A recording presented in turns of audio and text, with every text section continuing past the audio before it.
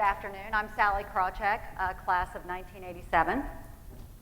You will be relieved to hear I'm not going to talk about the big financial institutions. You're welcome. What I am going to talk about, I am now on. Anybody here like the idea of increasing the size of our economy by close to 10%? Anybody here willing to think about a topic that in some cases has been talked to death? Anyone here willing to think differently in order to grow our economy by about 10%?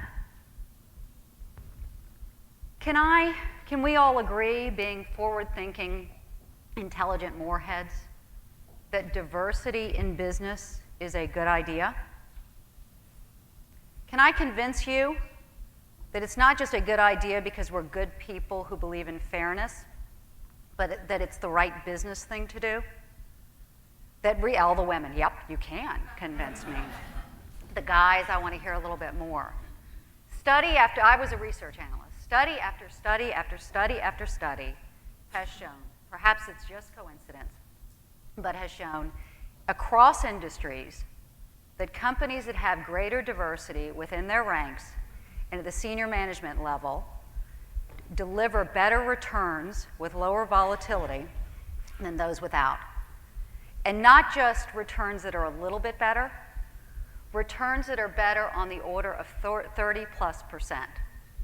I'm not up here, I'm talking about gender diversity today, and I'm not up here to tell you that women are better than men, at least in this speech. I'm here to say that women are different than men. And study after study shows that we women tend to be more risk averse than you gentlemen, tend to think a little bit more long term, tend to be a little bit more customer focused.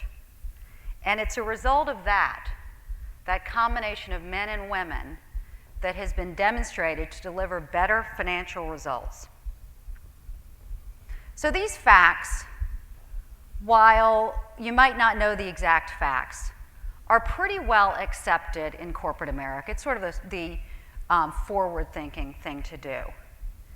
And yet, for the past 5 to 10 years, we in America have stalled out in terms of the progress of our diversity initiatives. Today, women are CEOs of about 3% of Fortune 500 companies, the same that they've been. Women direct to the CEO levels have stalled out at about 15% of corporate America. And in fact, and here I will mention the big banks, in fact, in the big financial institutions, those numbers are less and have stalled out as well. Now, the financial institutions, big banks, went into the downturn white, middle-aged, and male. They have come out of the downturn whiter, middle-ageder, and maler. And this is an industry, by the way, that could use a little bit of long-term focus. Now, this is where I always say I do want to have one caveat. I like middle-aged white males. I've actually been married to a couple of them.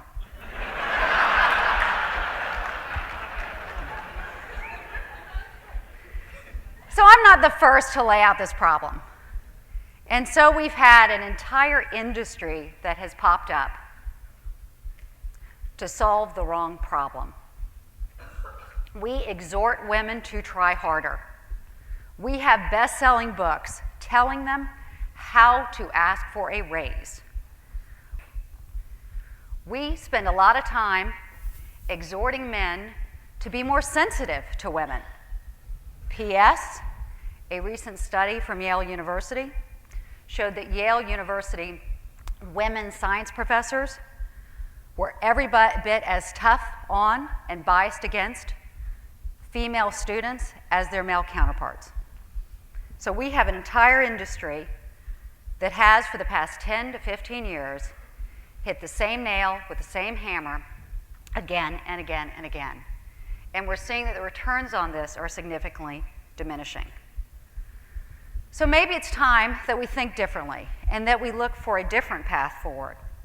Maybe it's time we recognize that one more diversity committee may not be the right thing to do, and that the workplace of today looks more like Mad Men than what it's going to look like in 10 or 15 or 20 years from now. And that path, I think, part of the path to a sustainable solution, indeed to a more sustainable capitalism, is in part recognizing that, and I want everybody to hold on to your seat, take a deep breath, because I'm about to say something controversial. Part of the path is recognizing that women are different than men.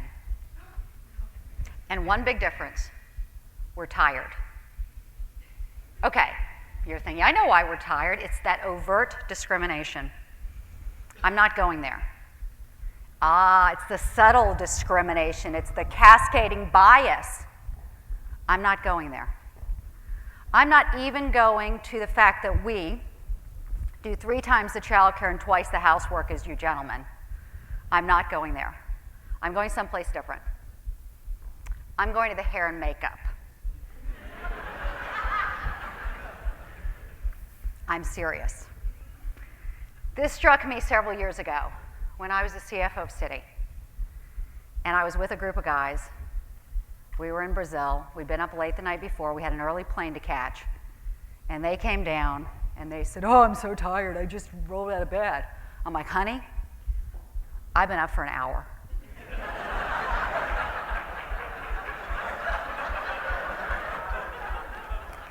Make a point. Let's assume a woman, is low maintenance, unlike me.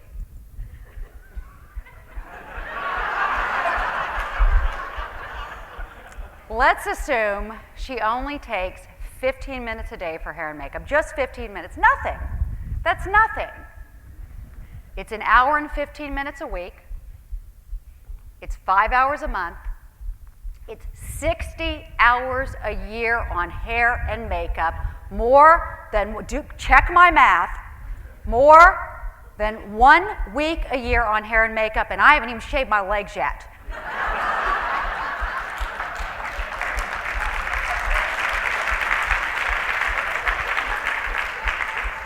And so before we even get to the little issues, to the big issues, we have to recognize the solution may not be simply exhorting women to try harder. And so I would propose a new approach to this, a new way of thinking that recognizes there are differences between men and women, and those differences aren't going away anytime soon. We have today 5.5 million women who are staying at home and taking care of their children because they want to, but also because women get tired. Women get tired, and some number of these women want to economically re-engage, economically contribute. More surprisingly, perhaps, 60% of women who work full-time, who have minor children, 60% wish they had flexibility. And this kind of flexibility is enabled, likely for the first time in our history, through technology. The smart companies going forward, and we're starting to see this out in California, will begin to embrace flexibility without shame. That one size does not fit all, that women or people will sometimes want to work full-time, more than full-time, but there'll be points in their lives when they want to work part-time. There'll be points in their lives where they want to work remotely, for shorter periods of time, perhaps, maybe from other parts of the world, that you can be part of a team even if you're not daily seeing somebody face-to-face, but instead seeing them through technology. Seen your kids Skype recently?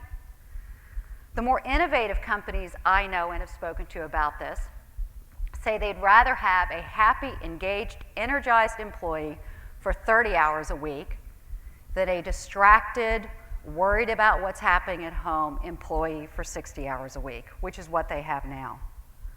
It's like the way we've learned that our kids learn better if they're engaged and interested, not if we're forcing them to do it. And so for some, we will begin to look at our work life not as a corporate ladder, but as a corporate lattice, where the only movement isn't just up, but sometimes can be to the side, up, back, to the side.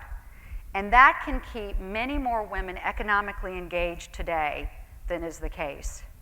And with more women staying engaged, more women can therefore make it to the top. Because by the way, guys, we live 8 years longer than you do. Let me give you one short real-life example. I worked at Citigroup. We had some good businesses. We had some not-so-good businesses. We actually had a couple of great businesses. And one of our great businesses was our consumer bank in Japan. The consumer bank in Japan, we had a set strategy of going out and hiring a talented group of individuals who the Japanese banks were not particularly interested in. And those were Japanese women.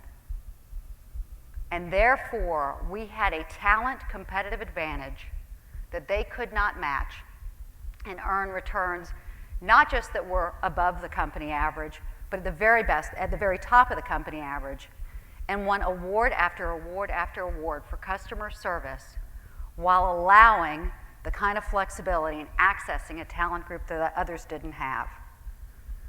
So as I said, while it's not easy to change our perception, gee, if you're on a team, don't you all have to sit together? Grandpa. But changing our thinking about this is not a small opportunity. If we can get this right and more economically engage that portion of the population who has stepped out of the workforce, we can expand our GDP by close to 10%. And innovative companies are already starting on this to get a talent edge. All it takes is a recognition of what the facts are, not what we want them to be, not what's politically correct, but what they are, the use of technology, and a movement in our country to flexibility without shame. Thank you.